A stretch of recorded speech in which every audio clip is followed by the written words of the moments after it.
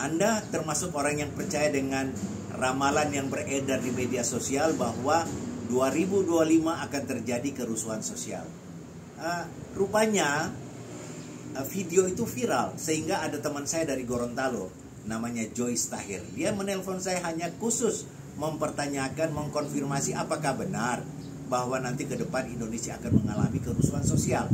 Saya tentu untuk video-video yang sifatnya ramalan seperti itu, apalagi dari paranormal, menurut saya sulit untuk kita percayai. Tapi kalau kita melihat dari beberapa indikator, bisa dijadikan parameter apakah Indonesia ini akan terjadi kerusuhan sosial. Saya mencoba untuk menjelaskan kepada Joy. Saya bilang begini, kalau kita merujuk dari apa yang menjadi kekhawatiran yang disampaikan oleh paranormal, maka saya ingin memberikan beberapa indikator bahwa kondisi kita hari ini memang cukup meresahkan. Pertama, lapangan kerja tidak tersedia. Pengangguran bertambah di mana-mana. Pertumbuhan ekonomi kita yang dijanjikan sampai 8%, hari ini turun menjadi dari 5,1 menjadi 4,7, dan ini dikhawatirkan akan turun dan turun dan turun. Belum lagi dengan kondisi ekonomi global.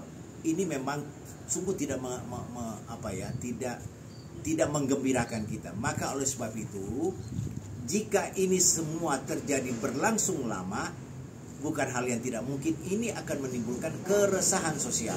Dan kalau keresahan sosial tidak bisa diatasi oleh pemerintah kita saat ini, maka akan muncul yang namanya kerusuhan sosial. Dan ini akan diperkuat dengan konflik elit, di mana elit yang mendesak, meminta kepada Pak Prabowo untuk segera melepaskan atau memberhentikan Gibran sebagai wakil presiden.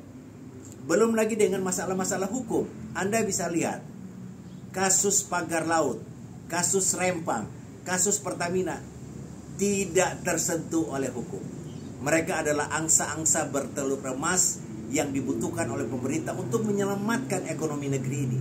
Tapi jangan lupa, rakyat mencatat bahwa ketidakadilan sedang dipertontonkan oleh pemerintah rezim ini yang menjadi perpanjangan tangan Jokowi 3 periode itu. Dan ini tentu jika tidak segera diselesaikan, maka apa yang diramalkan bisa menjadi sebuah kenyataan.